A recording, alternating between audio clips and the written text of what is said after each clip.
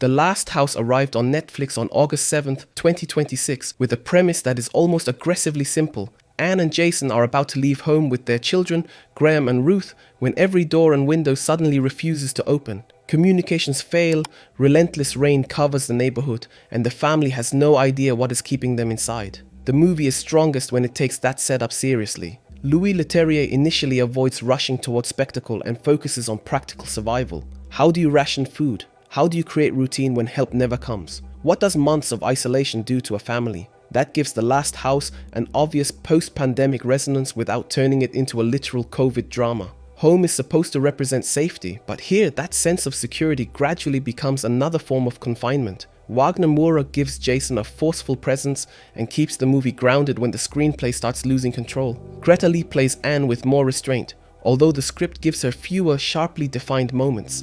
The family dynamic matters more than any single performance. Their unity helps them survive, but it cannot erase fear, frustration, and the pressure created by endless uncertainty. The house itself almost becomes the most interesting character. Tight rooms, sealed exits, and glimpses of the outside world create more tension than the eventual threat. Leterrier benefits from the restricted setting because every physical change inside the house immediately matters. Yair Elazar Glotman's score also works well, shifting between domestic warmth and low-level menace without overwhelming the quieter survival scenes. That is also where the central weakness appears. The longer The Last House delays its answers, the more impressive those answers need to be. When the film moves more openly into science fiction and horror, the payoff cannot quite match the setup. Several ideas feel bigger than the screenplay has prepared for, and some of the claustrophobic power disappears once the story starts explaining its mythology. The dialogue can also sound overly polished, with lines that feel designed for a trailer rather than spoken by people who have spent an extreme amount of time under pressure.